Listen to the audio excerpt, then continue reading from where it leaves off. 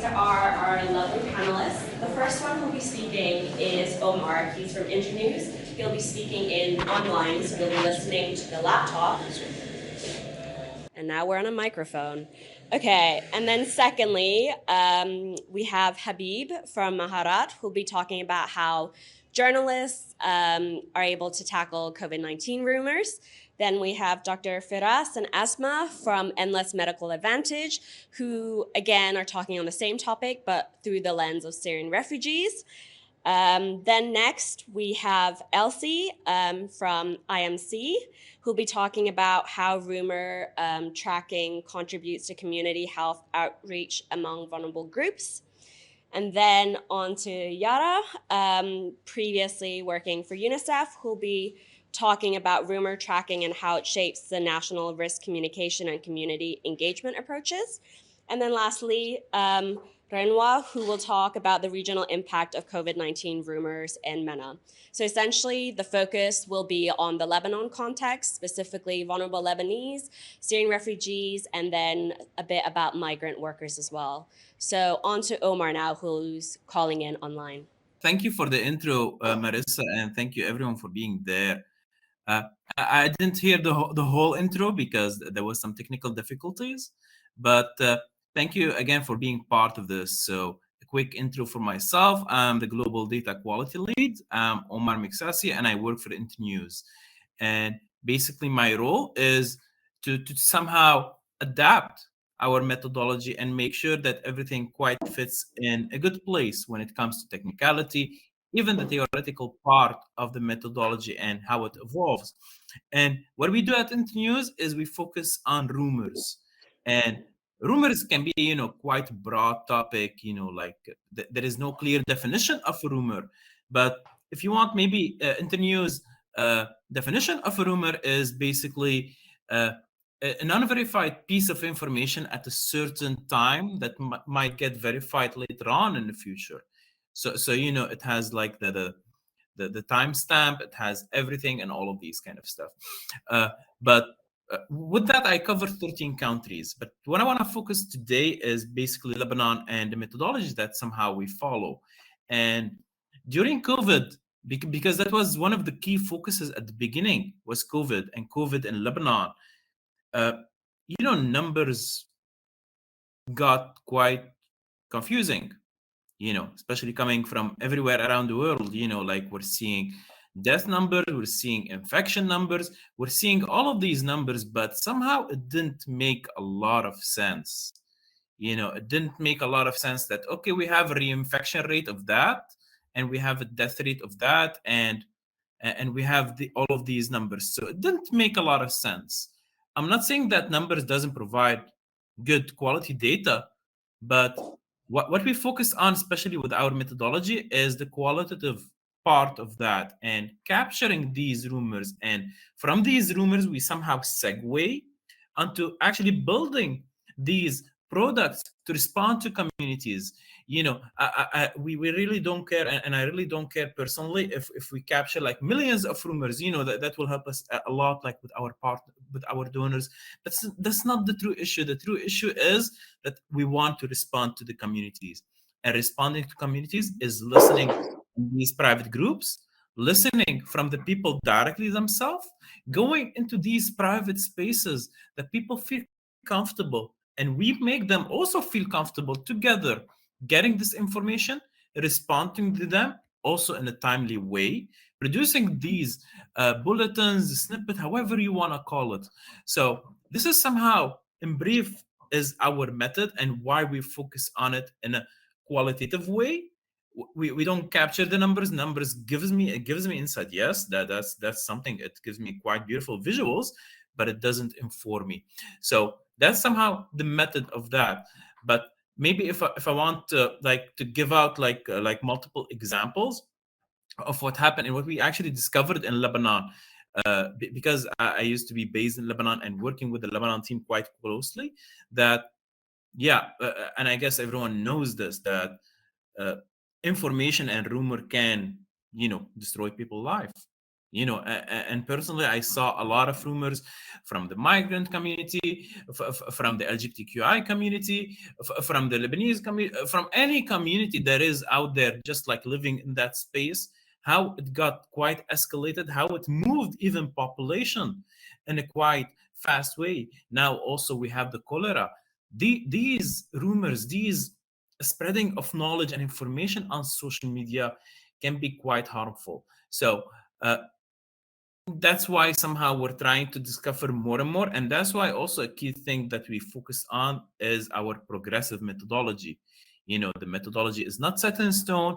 It's not there, like, okay, we follow it, it's step one and step two and step three. No, we progress it, and this is somehow the key thing that I want to focus on here, and how we evolve this, and how we utilize like even non-technological tools. Like at the beginning we were only focusing on social media, we had only access to that, but no, we wanted later on to have people actually going to the ground, because we saw that there is a need. And I believe that with all of this is basically listening to people and being quite close to them. So this is in brief what I can say about our methodology and the process from A to Z. uh, I don't know if you would like me, Marissa, to talk about anything else in specific, or I'm going to hand it over to you. Thank you. Thanks, Omar. That's really great. I think we're going to jump over to Habib, but just as a general note, we'll leave questions to the end for all of the panelists. Here you go. Hello, everyone. Thank you, Marissa, for the introduction. My name is Habib Aye. I'm the media mentor and media officer at Maharat Foundation. So to give you just a brief, Maharat basically focuses on working closely with journalists and within the media scope of work in Lebanon and in other countries around the MENA region. Specifically, in the past 2 years, we were working with Rooted in Trust project, and it's both phases 1 and 2. And in the phase 1, we were focusing a lot on the rumors, on COVID rumors, specifically that COVID was technically in its very peak stages, which was last year. And we were trying to assess at least, okay, so what are the main problems that the media sector in Lebanon is facing? And most of them, after assessing it, technically, we were able to find the miscommunication between journalists with governmental bodies, with humanitarian NGOs and organizations locally and internationally, as well as with the healthcare experts. So we found this gap between those intertwining, let's say, actors who should always have some sort of a continuous communication to be able to spread the correct and accurate information on a daily basis. So this was in phase 1, and this is where we took and we extended in phase 2 our network from 35 to 40 journalists to more than 150 journalists who we are in close contact with. We tried to first and foremost to train them on science journalism, how is to report on health-related issues. We're talking here about COVID-19, we're talking monkeypox in the past 2-3 months. Now we're talking about also cholera specifically. So we tried to somehow communicate with those journalists to be able also to have a diversity of journalists from different media outlets in Lebanon working in TV and mainstream media outlets, as well as people working as freelance journalists. Mostly also what we are trying to do, and this is our way to support also journalists and to support the vulnerable communities who are prompt to these kind of rumors usually on a daily basis, is to connect also with citizen journalists who are close to vulnerable communities, for example, Syrian refugees in Tripoli, Palestinian refugees in South, and so on, to be able to have this focal point of a trustworthy person to share with them the correct information that we are training them to do. For sure, we have our own Maharat methodology, which is under the Department of Factometer. Factometer is part of the IFCN.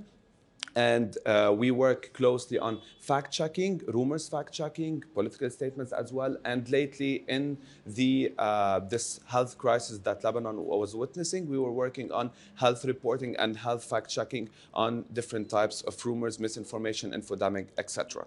And part of us working closely to support journalists, we tried not just to train them on how to report, but also to some sort improve the networking through roundtables that we created between journalists journalists, governmental bodies as the Ministry of Public Health, with international NGOs as the WHO and so on, as well as with humanitarian and healthcare experts, because we know that one of the most important things that journalists need, specifically in Lebanon, is to be able to communicate and to have access to information from the accurate and primary sources to be able to somehow report, cover, and share their articles on their news websites, etc. So this was the main, let's say, aim of Maharat and our main role in supporting journalists. Also, on the other part, as I said, we were trying to focus with citizen journalists who have some sort of an alternative media outlets in different regions around the world, in different regions around Lebanon, because we know that Lebanon, mainly the media spectrum in Lebanon, is a capitalist industry. They focus a lot on things happening in Beirut or within Beirut without trying to focus the length on the vulnerable communities in Akkar and in other regions around Lebanon. And this was also part of our project and our work as well, to be able to train these journalists, to give them story grants, to go to work on the field, as Omar was saying, to have someone on the field seeing what are the main important aspects, the main important problems that these vulnerable communities, Lebanese vulnerables, even LGBTQIAs, migrant workers, to take this information, to also fact check if there is some sort of circulation of rumors between these communities, to fact check this information, and then to report on these kind of gaps for the government, for the international health and international organizations working within this scope of work specifically, and to improve the capacity building of journalists within health and science reporting. Do you want me to say anything else? No, that's for now? great. Okay. Thank you. You pass it on. Okay. I want to say something. Sorry, Dr. Firas. So we have a QR code for the attendance sheet. So if anyone did not fill it yet, just let me know before you leave so I can help you with it. Thank you. Hello, everyone. I'm Dr. Firas Al-Ghadban. I'm Syrian refugee myself. I'm the co-founder and the medical director of Endless Medical Advantage, known as EMMA in Buqa. We are working in Buqa from 2018. In Buqa, like you know, there is around 375 camps, especially in West and Central Buqa. We started with 7 camps, covering 7 camps with primary health care. Now we are covering about 40 camps with the local community around them. Most of these camps located in poor areas, where the Lebanese and the Syrians suffering from the same situation, and economical situation and everything like bad around them, both of them. We are also providing dental health with physiotherapy. We are seeing around 200 to 250 patients between the 3 sectors.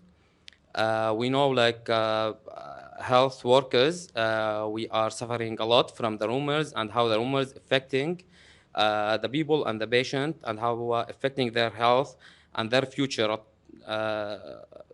directly.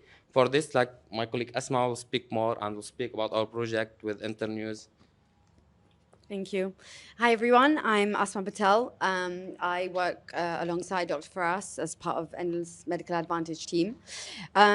We've been working in the Rooted in Trust project since February, March of this year. And our main aim was to directly collect the COVID-19 rumors, myths, and disinformation directly from the vulnerable communities around us, predominantly focusing on Syrian refugees, but with a participatory approach of the local vulnerable Lebanese community around us, as our communities in terms of patient intake have included a lot more of the local Lebanese communities in light of the socio-economic situation in Lebanon over the past year. Some of our main aims of our project in terms of capturing some of these misinformation and rumors was to really understand how the communities can source information, and what sources, what information they find through trusted and accessible avenues around COVID-19. That was the primary goal, and that has extended on to other health concerns, especially in light of monkeypox hepatitis. There was an outbreak across the Beqa Valley over the summer, and more recently cholera, which is fast spreading across the areas that we work in. We wanted to find and understand the different sources, especially that the communities are using, and all demographics of the community that include the elderly, young people, children, healthcare workers within both of these communities, and to really try to fact check those information using the correct information and disseminate it in the way that the communities are wanting, trying to really understand, speaking to them directly face to face through the different activities. One of the core activities we did as part of this project was the information ecosystem assessment. For that, it was really to understand some of these sources, and the key questions we were asking our particular communities were about the information that they were requesting, what information they were wanting, what sources and trusted sources they were using and trying to find information from, how they wanted to receive the information, and how they could distinguish between the real and fake information that was out there through the different sources available to them. We did it in particularly through focus group discussions with selected groups from within the Syrian refugee community. We did some key informant interviews with both Syrian community leaders and Lebanese community leaders, as well as informal surveys. It was a select group from the camps and the settlements that we work in. And we found generally that for us, one of the challenges was that gender parity was a big issue. Many men were not around to participate, more so in the Syrian refugee community. Men were working away from home. Some men were leaving, escaping the country. Some had disappeared. It was more challenging. We're finding more women, and young women in particular, taking part in some of our sessions. But what we did find that the main source of information that these communities were gathering and trusting from were health practitioners and friends and family. We found that 95% of the information that they trusted and they would go to seek information from were the health practitioners, but mainly from the Syrian refugee community. So from within their own people, those who spoke their own language in the same way, and those who were trusted. Friends and family was also a community that they would seek and source information from. And they believed that they could distinguish the gap between fake and real information. However, upon further data gathering, upon further research, there were information gaps, as many were not being able to distinguish the right information despite feeling that they were. Some of the key information that we also found was around vaccine hesitancy, and how the COVID-19 vaccine, as well as vaccines in general, for young people, for children, for babies, are deemed dangerous, and they're not trusted. Many believe that these were coming directly from the government, directly through different kind of ministries, and it was not a trusted source, so they decided not to take it. Those within our communities who were taking the vaccine and who deemed the vaccine to be something that was useful, over 80% were for travel purposes. Those who were traveling between the borders, either between Syria and Lebanon, or those that were seeking to travel outside of the country. The information that they wanted to see and that we adapted to try to disseminate correct information upon receiving the fact-checking from Internews, the World Health Organization, UNHCR, and other trusted sources. We were trying to use more audio-visual methods to provide information and disseminate in the correct way to combat some of the low literacy rates that we have existing within our communities.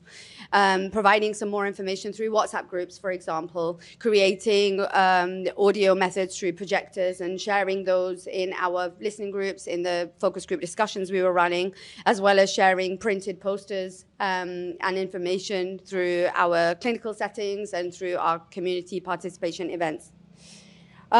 We found that the best way to try to disseminate the rumors and fact check for our communities in particular is to simplify the messages and try to use the more local languages and the local dialects and the more familiar information that people are used to, so they trust that language a bit more to be able to receive it and use it.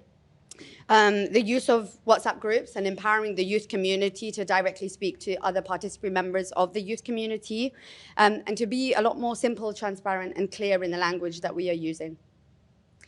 Thank you so much. Thank you.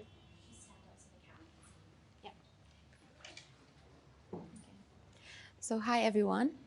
This is Elsie from IMC. I'm the Senior Specialist for Community Health.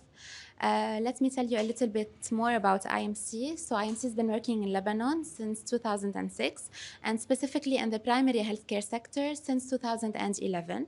The main purpose of IMC's program in Lebanon is to strengthen the existing health system without creating a parallel system, all while meeting the needs of the vulnerable community.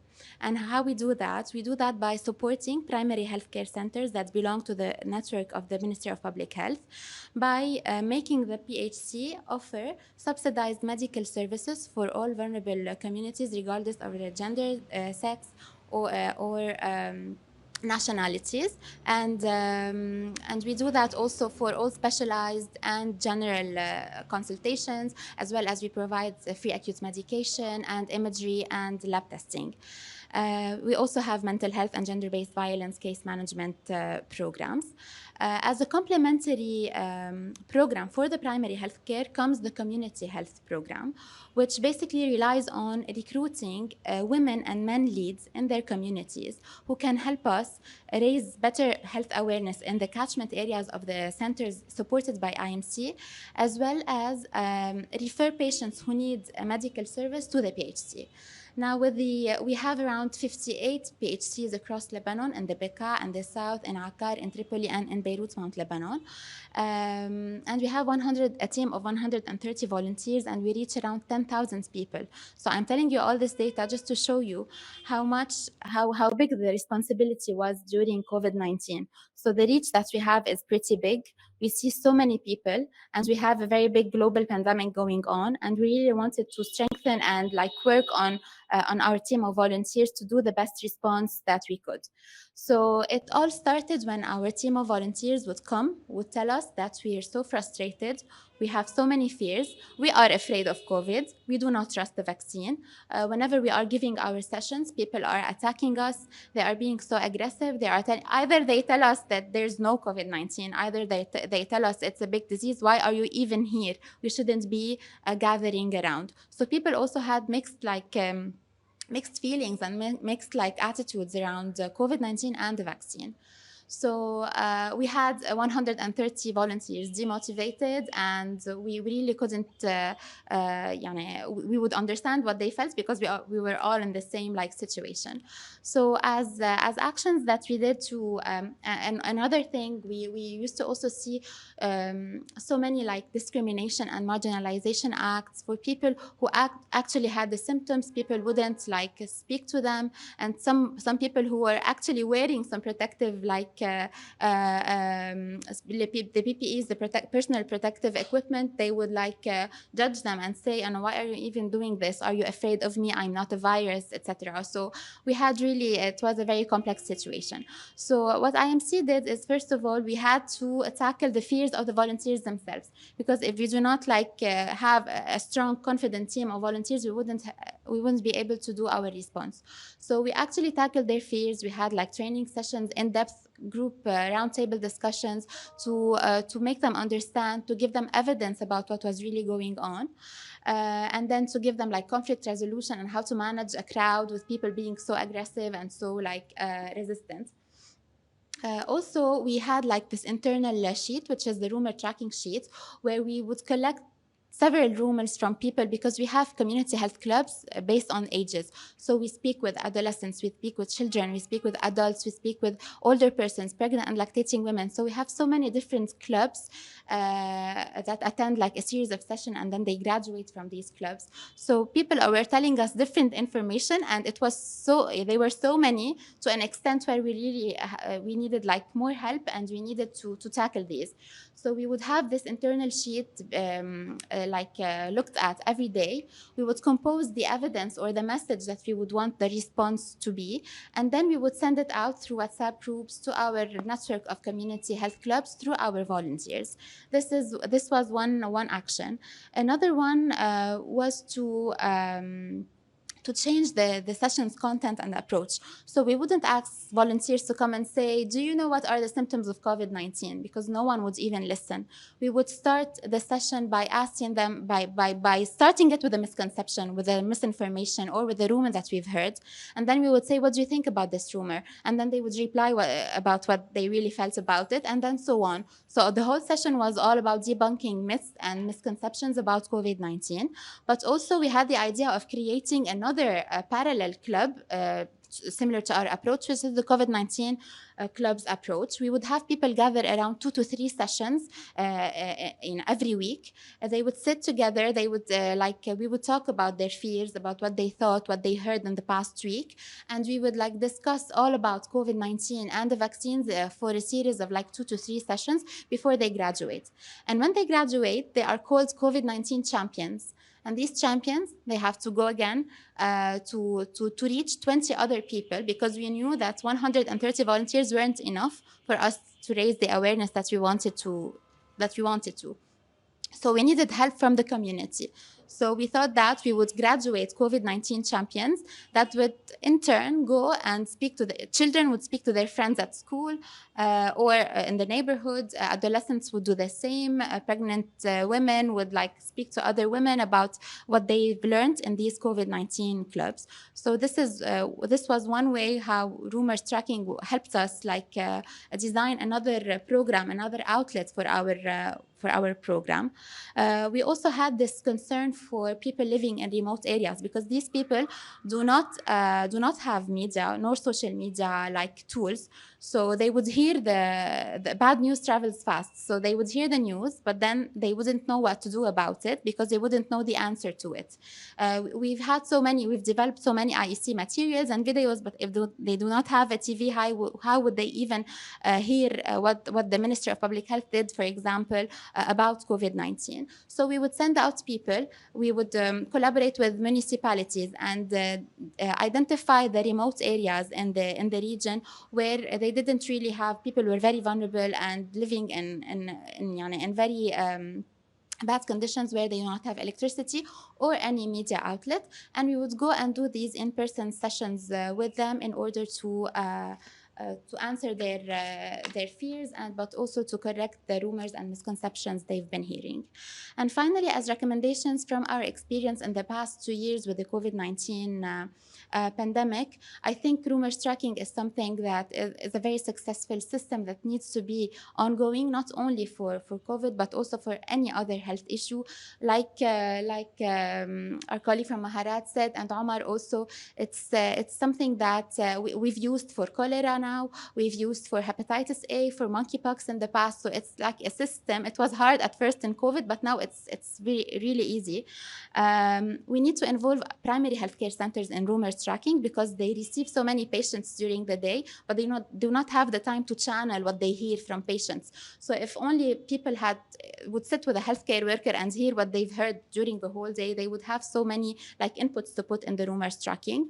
To use rumors tracking for preparedness, and I can see a very successful model now for cholera. The response was really very fast. In COVID-19, things took some time. Even the development of IEC material took some time. The Q&As took some time. The flyers took some time. But in cholera, things were more timely. We are more prepared. We were trained during COVID-19 to respond to any crisis that could arise.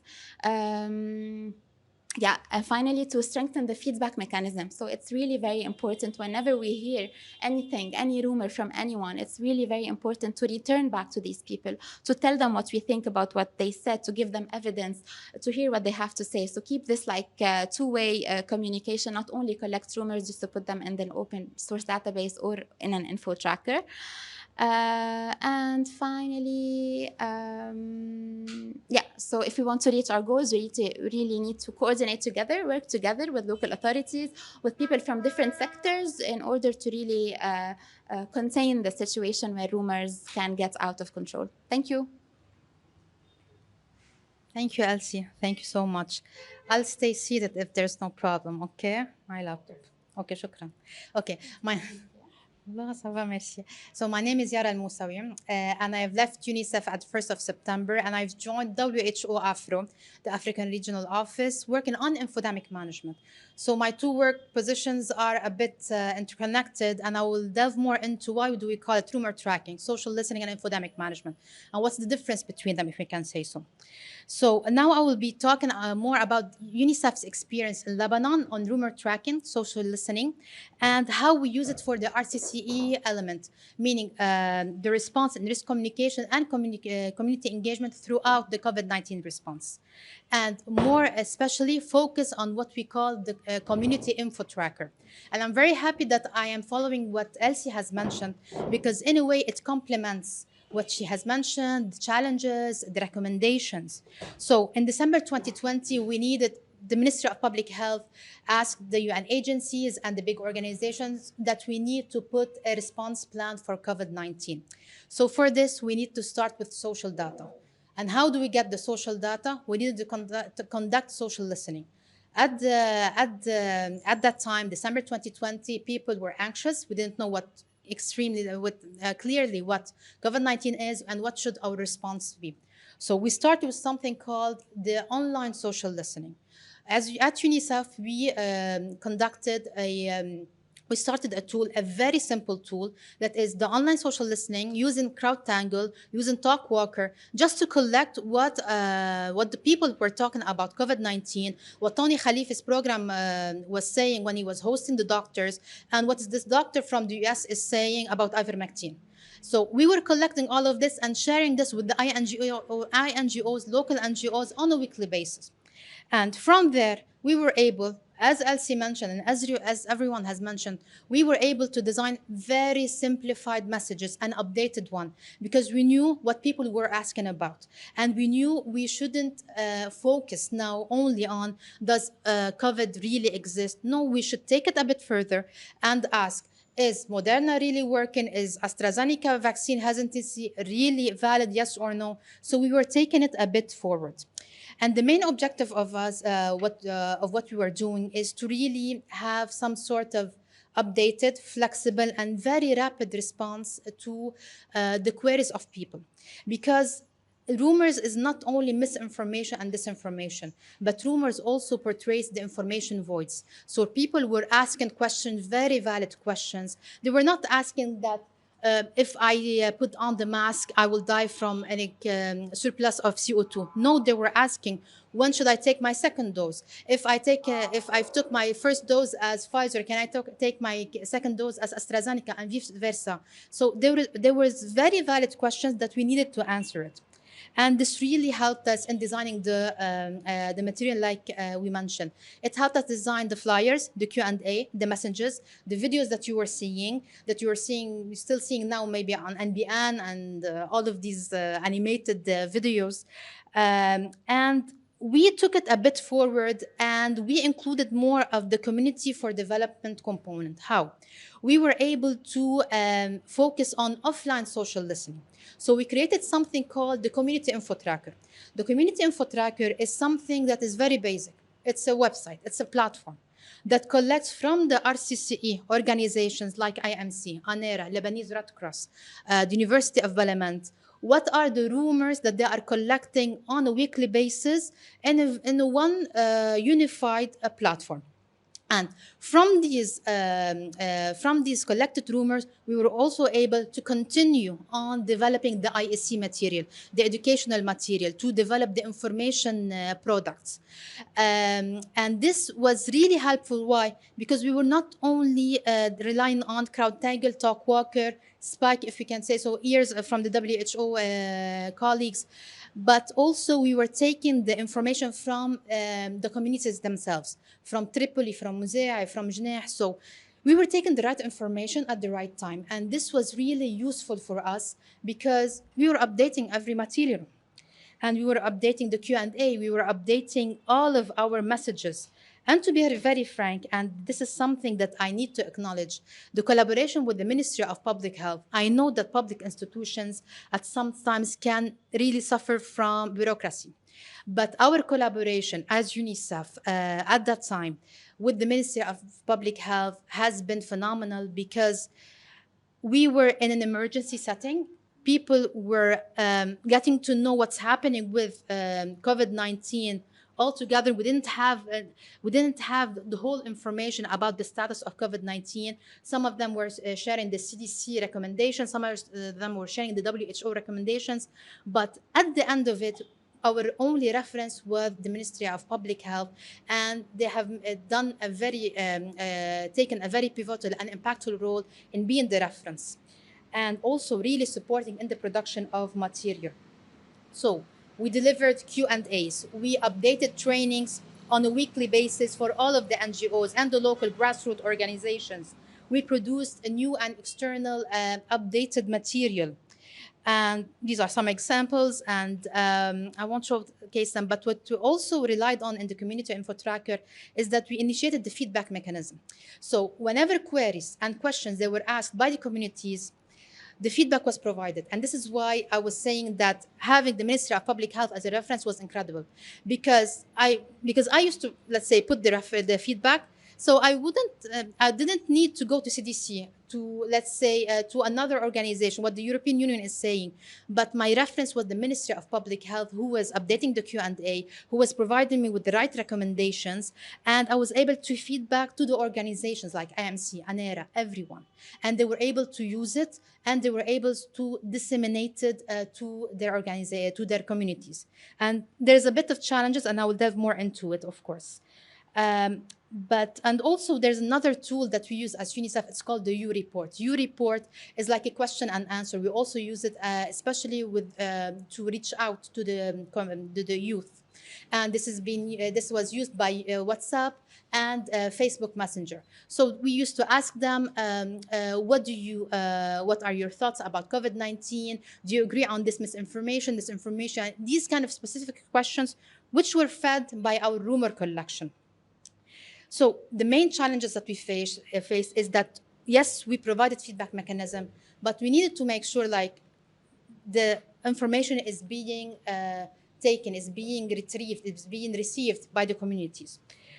Sometimes partners were super busy and overwhelmed, and this has been throughout the COVID-19 response. They have been doing incredible job, and things were really overwhelming for all of the organizations, the community-based organization throughout them. So sometimes for them to do like the extra job to provide us with the rumors, it has been a bit challenging. So the way forward that big organizations, including UNICEF, is trying to do is to make the social listening, the rumor tracking tool element embedded in different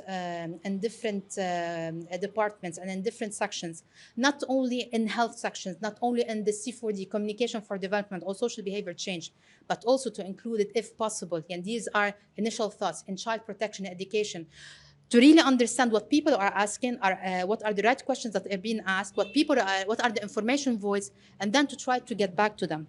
Because this really focuses on the AAP, the accountability to affected populations. So when you have this, you are really understanding what people are saying, and you feed back to them, you are being accountable to the communities that you are supposed to serve. And also to enhance as much as we can scalability, as I mentioned, that it's not only linked to public health emergencies, but also to development. Some final thoughts. As I mentioned at the beginning, I'm now working with WHO Africa. So on a regional level, not focused on a specific country.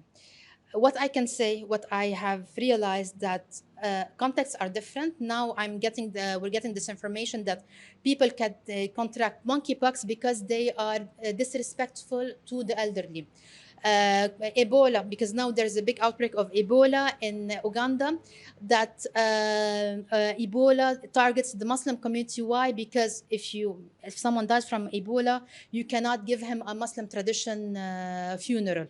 You have to follow a certain process for the dignified funeral. So these are different contexts, but what I can say is that this information in all its context has a very negative impact on health and on the healthcare workers. It overloads them with work, and also on the people who are trying to serve the communities in the best way possible. So Also, another thing that we have different terminologies. Rumor tracking, social listening. You use rumor tracking. I use social listening. Online, offline social listening. Now, because I'm with WHO, I use infodemic management. So infodemic, it's like the overabundance of all of the information. So the thing is, if we can have some sort of unification of the terminology, that would really make our work easier. To be very frank, I'm very pro now the infodemic management terminology. Why? Because it includes social listening, because it's one of the 4 pillars that is identify, simplify, amplify with the influencer, with the key stakeholders, and the measure at the end of it. So identify is the first bit of it, which is social listening. So if we can embed and promote the issue of infodemic management as a whole system, I think this is something that can be easier for us. And there's also something else, I always hear it, and I heard a comment regarding that I would like to share with you. They always say that disinformation, misinformation are on the rise. Why? Because now we have access to the telephone and everything. Not only this, because at the beginning, and there has been some reports that were published very recently by WHO, actually last week, on the sources of infodemic, and that it has started like ages ago. There has always been rumors, disinformation, all of this. But the thing is now what is on the rise as well, the far right is on the right, the right wing, and also distrust in governmental institutions. People think that governmental institutions worldwide now are like the elite institutions. So people are having like some sort of reaction that if I am against these elite institutions, the elite, I am more prone, I have like inner bias to go into disinformation and misinformation more and more. This is not something that is an overall, this is one component. Of course, this information void, there's the presence of the telephone, that how the rumor travels very fast. But this is also a component that we should really take into consideration. Thank you. Thank you, Yara, and everyone, and thank you everyone for being here this afternoon. So this is Renoir. I'm a public health professional and a trained epidemiologist, so I do study diseases in the population. So just to continue on what have been said by all my panelists here, basically, I want to start this conversation by asking you if scientists were actually good communicators during this pandemic. And the answer is very much no, coming from a scientist myself. There definitely has been a gap in the knowledge translation of what has been happening and what we were able to, let's say, discover related to COVID-19, to translate it to people that maybe are not very much understanding of these complex notions and ideas. And this is actually where everyone here comes throughout their work. They were able to translate these concepts throughout reaching certain communities, remote areas, tracking the rumors, and so on. As scientists, we've never been, let's say, trained into doing the communication. And with this pandemic, with all that has been very much unknown, and with the different platforms that were given sometimes to scientists, maybe some fame were shed on some people, you know, we were able to do some tweets or on Facebook or on Instagram or on other platforms. So there has been this, let's say, frenzy and craziness around it. And sometimes knowledge was not reaching, the right knowledge, let's say, was not reaching the people. And also, the media, of course, did not help, because there was also this rise of pseudoscientists, or what we call them, like armchair epidemiologists or armchair people that, you know, they're taking this knowledge, so they're not like the right ones. So media gave a platform to these people. Some of them were through social media rising, so they were like tweeting or posting on Instagram or on other platform, Reddit even. And others were giving platforms on TV and radios, just talking about it and maybe spreading panic or spreading rumors. And probably this is where the work of Maharat and Habib were very crucial, maybe in like curbing this, because I think we've seen it a lot in the Arab world with this. And as Yara was saying, like the trust in government, this of course added an issue to how people were reacting to all this new information getting to them. And we know that in our region, like in the MENA, there's a somehow of an issue in trusting the governments at whole, and seeing how these governments were maybe a bit more stringent in, giving very strict measures, and people were not reacting well with that. So where do we come in all of this, and how we can maybe make this a bit better, as coming from a scientist as well in this? So first of all, of course, we have to know what are the types of media we're dealing with, and how rumors or how informations are spreading. So for example, there's the social media, there's mainstream media, TV, radio, and there's other more some forms of community level, which colleagues here have worked on. So they were debunking the information in the community level. And this is very important when we have this much of new information coming at us. So we have these different layers that we need to work through and to learn about. So for example, in Lebanon, like if I take an example, there has been studies looking at, how are the information spreading? While you would think the information was spreading maybe on social media, because we do have a good portion of the population that are young, that actually was no. The information and people were mostly using TV and were mostly using radio. So this would help people working in the community how to address. So maybe you need to address by having more information coming through these channels and maybe less through social media. In other contexts, it might be the reverse as well. So we really need to study what is happening in our community and to look at it and to be able to address this. This is the other idea. And then it's not only about detecting the information spreading that could be misinformation, disinformation, but it's also detecting what it's doing to the population. And this is also a bit of what social listening can do. So for example, like, things as simple as mask wearing. So mask wearing, okay, you can, today we had a government telling people, today everyone is mandated, is obliged to wear masks anywhere they go. If you don't wear a mask, you get a fine. People, how do they react? Either they go on social media and they want to vent about it and they want to talk, what is this happening? Why are we doing this? What type of mask do we want to wear? We don't trust this. Why do I have to wear a mask? I cannot wear a mask. Yara was saying, do we want to wear a mask because I cannot breathe with a mask? So trying to study how is this spreading to be able to address it. And I've worked on a study like that where we studied mask wearing, but it's not in the MENA, it's in the US. And I will talk why not in the MENA in a bit. And how mask wearing policies by the CDC, which is very confusing for the US population, unfortunately, did do that. So there was a lot of feeling of untrust in the government. There was a lot of feeling of sadness, anger. And studying these would help the CDC or the American government into tackling how to maybe tailor their policies and tailor their messaging.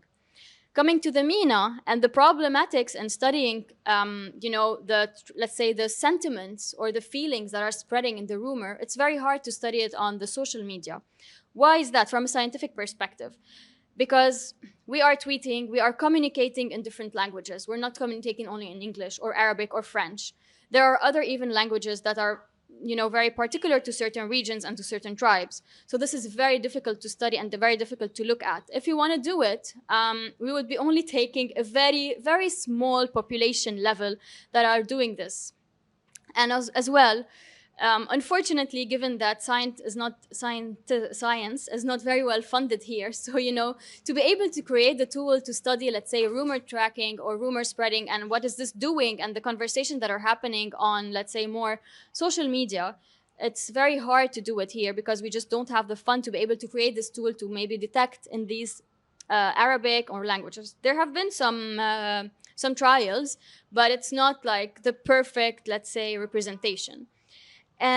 But we can see it in other ways. So for example, now there are doing things like Google Search Trend. Google Search Trend is also a good representation of data and how to study how this is going. So an example of that, again, giving something a bit outside of the region, but if we remember at some point in the pandemic early on, Trump went on TV, the ex-president of the United States, and told everyone, if you take disinfectant or if you drink chlorine and bleach, you will not have COVID. What did this do? on Google search trend, as simple as that, if we look at the Google search trend on that, we could see that people right on this date and just after it, maybe a week after, went on searching, does disinfectant help me to get rid of COVID?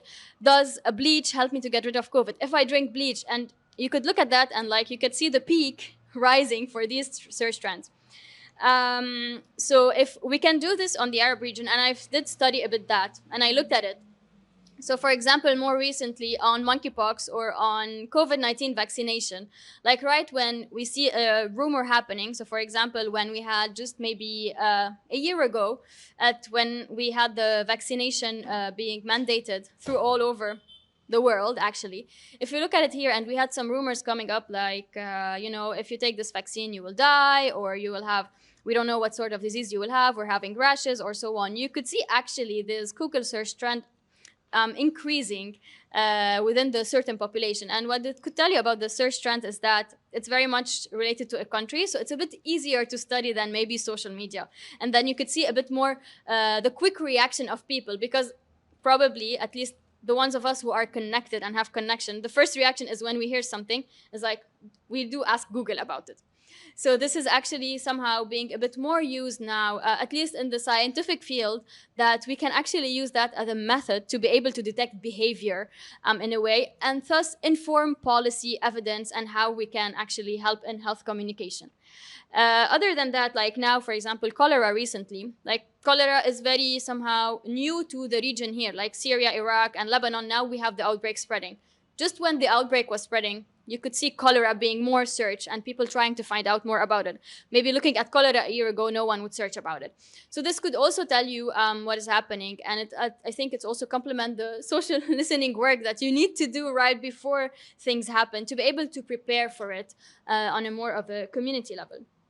And basically, at the end of the day, given that very little research is done on a scientific level to be able to inform policy, to be able to help our colleagues doing implementation, their work is very much needed, but also our work to be able to bridge this gap of where the source of information is coming and where like the hardcore evidence is coming. And that's it. Thank you.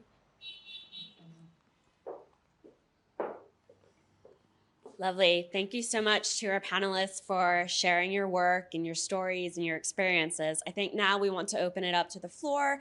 If you have questions for any of our panelists, please feel free to put up your hand. We'll take questions in English and Arabic or French. Yeah, go ahead. Thanks. Hi. Thanks so much, all of you. It was really interesting. I'd be curious to hear a bit more about the research methodology. I think you all sort of touched on it in different ways, but to really try to put all the pieces together, I think that would be really helpful. I'm particularly interested in the community info tracker that you mentioned. And sort of using these social listening tools, how did you know what to listen for? Be the first question. And then secondly, what's next for Rooted in Trust? Will the focus continue to be on health, or are you thinking of expanding to other areas? Sure, I might actually answer the first question first because I know it's a bit difficult to hear Omar online. But essentially, Rooted in Trust methodology, we work through EMA and Maharat. Maharat Foundation have what we call social media monitors. So what they do is a social media scraping online. So they'll add themselves to private Facebook groups, you have WhatsApp groups, Twitter, and any rumor that they then find related to COVID-19, they put into what we call our database. And essentially, we will rank rumors as to whether they're high risk, medium risk, low risk. We look at how many followers there are, what type of source it is, and if it's something that really is risky to the population, so puts a specific target population group at risk or an individual, we flag it, and then we'll usually make a product out of it. that we then disseminate through our monthly bulletins that Zainab works on. And then through EMA, what they do is what we call our offline rumor collections. So they do face-to-face with Syrian groups or vulnerable Lebanese. So we do really tend to have two different perspectives because the offline rumors, the trends that you see in the language used aren't actually the same ones that Maharat have. I'll just quickly now move on to the third question in terms of what Rooted and Trust has planned going forward. Not really sure at the current point in time, but we'll feel free to reach out later and we'll keep you updated.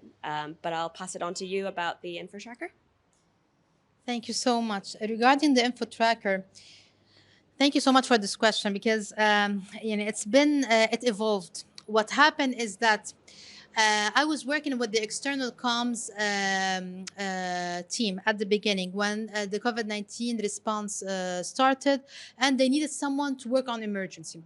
So they asked me, please collect online the rumors that you're seeing. So I used to literally handpick everything, and I used to watch the TV, and we used to watch the programs and feed into what we call the public discussions tracker, and we did it on purpose. Discussions, why? Because it includes rumors, queries, misinformation and disinformation, everything. So, and we used to share it with the RCCE network, and all of the grassroots organizations, all of the INGOs and other UN agencies. And from there, we used to take it. It was an Excel sheet. It was super simple. And we used to update the Q&A with the Ministry of Public Health, take key messages, and just like do IEC material, information, educational material. Then afterwards, to be very frank, it became very overwhelming. Very overwhelming, and also in a way, this is something I would like to share, a bit repetitive. Why? Because it was only one person who was doing this. And so what I am accustomed to do is like, there was now a bit of routine. So I watch the same programs. I have the same resources. And it was more online. So we needed the offline component. And to be very frank, I know they always say that online and offline, they are the best thing to do the social listening.